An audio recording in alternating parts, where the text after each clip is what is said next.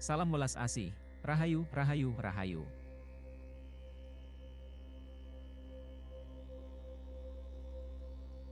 Di video kali ini, kita akan membahas tentang hancurnya 3 negara besar.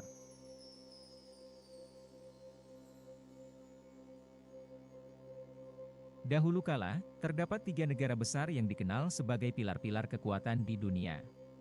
Mereka memiliki kekayaan alam yang melimpah, teknologi yang maju, dan kekuatan militer yang tidak tertandingi. Namun, takdir kelam sedang menanti di balik bayang-bayang kejayaan mereka.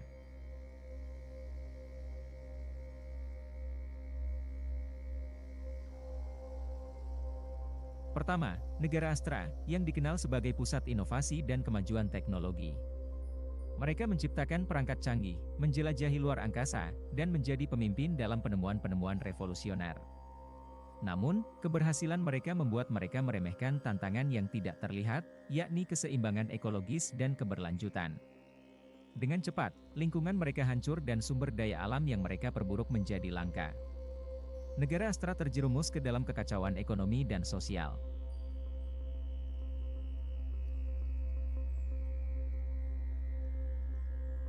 Kedua, negara bintang emas, yang dikenal sebagai kekaisaran perdagangan dan keuangan. Mereka memiliki kebijakan ekonomi yang kuat dan menjadi pusat perdagangan global.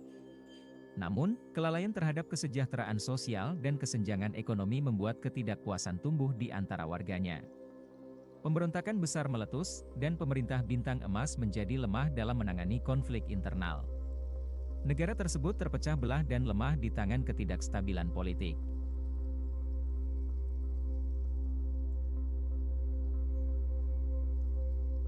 Ketiga, negara cahaya perdamaian, yang dikenal sebagai penjaga perdamaian dunia.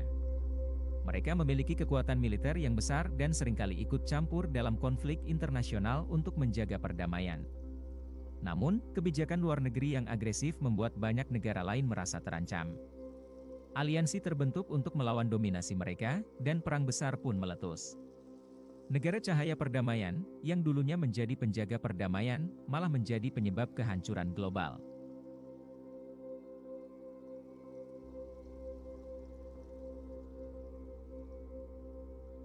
Ketiga negara besar itu, yang dahulu menjadi sorotan dunia, akhirnya hancur karena ketidakseimbangan internal dan eksternal. Kejatuhan mereka menjadi pelajaran berharga bahwa kebesaran tidak selalu diukur dari kekayaan, teknologi, atau kekuatan militer semata, melainkan dari keseimbangan, keberlanjutan, dan kebijaksanaan dalam menjalani takdir yang telah ditentukan. Dari kehancuran mereka, dunia belajar bahwa takdir sebuah negara besar dapat tercermin dari cara mereka menjaga keseimbangan dalam segala aspek kehidupan.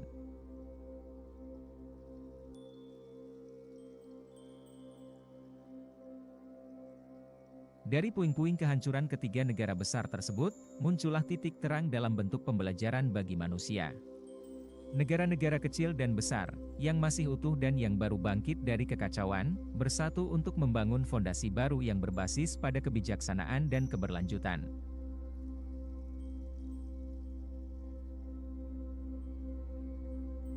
Kelompok peneliti, ahli ekologi, dan filosof mulai berkumpul untuk menggali pelajaran berharga dari tragedi yang melanda dunia. Mereka menemukan bahwa keberlanjutan dan keseimbangan antara kemajuan dan keharmonisan dengan alam adalah kunci untuk mewujudkan takdir yang lebih baik.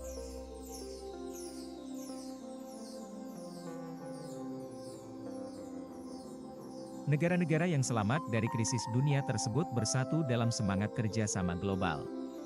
Mereka membentuk aliansi baru yang mendasarkan tindakan mereka pada prinsip-prinsip keadilan, keberlanjutan, dan perdamaian. Ketergantungan pada teknologi dan sumber daya alam dikendalikan dengan bijaksana, sementara upaya untuk memulihkan ekosistem global diberikan prioritas tertinggi.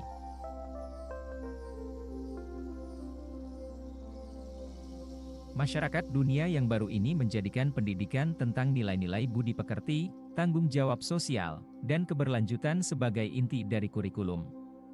Generasi baru tumbuh dengan kesadaran mendalam akan tanggung jawab mereka terhadap bumi dan sesama manusia.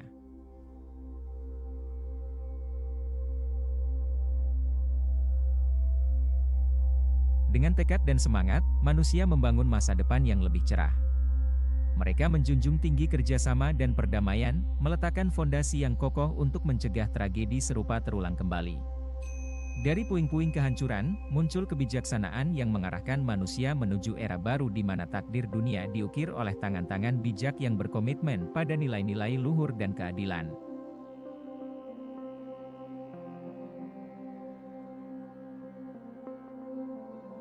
Dengan semangat dan kesadaran kolektif akan pentingnya keberlanjutan, dunia memasuki era baru di mana kebijaksanaan menjadi mata rantai yang menghubungkan setiap tindakan dan keputusan. Negara-negara yang terlepas dari ego nasional dan berfokus pada kerjasama global berhasil membangun peradaban yang lebih inklusif.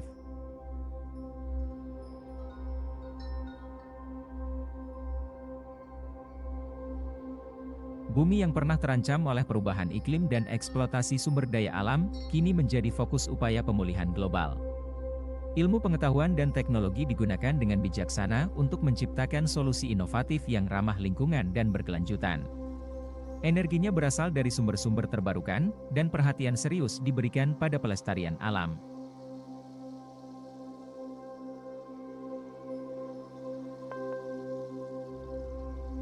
Masyarakat yang lebih sadar akan budi pekerti dan nilai-nilai kemanusiaan membentuk dasar pembangunan sosial dan ekonomi. Kesejahteraan rakyat menjadi tujuan utama, dengan pendekatan yang adil dan inklusif untuk mendistribusikan kekayaan dan sumber daya. Setiap individu diberdayakan untuk berkontribusi pada masyarakatnya, menjadikan dunia tempat di mana setiap suara dihargai dan diakui.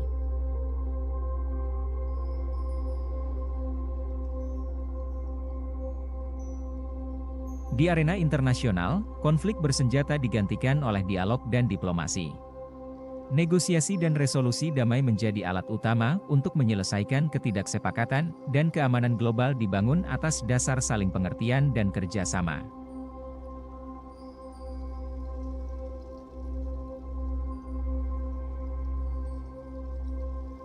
Generasi baru pemimpin dan aktivis muda muncul, membawa semangat positif dan inovasi untuk menghadapi tantangan masa depan. Mereka mengedepankan nilai-nilai empati, toleransi, dan keterbukaan, menjadikan dunia sebagai tempat di mana perbedaan dihargai dan keberagaman dianggap sebagai kekayaan.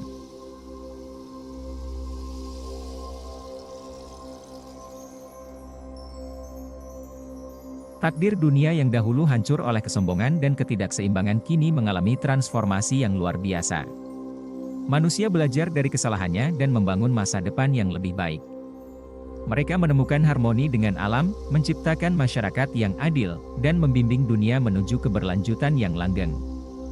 Dari kehancuran, dunia telah muncul sebagai tempat di mana kebijaksanaan dan nilai-nilai kemanusiaan membentuk takdir yang cerah bagi semua.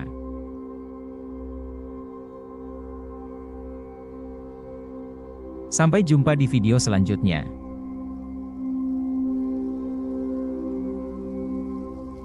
Salam welas asih, rahayu, rahayu, rahayu.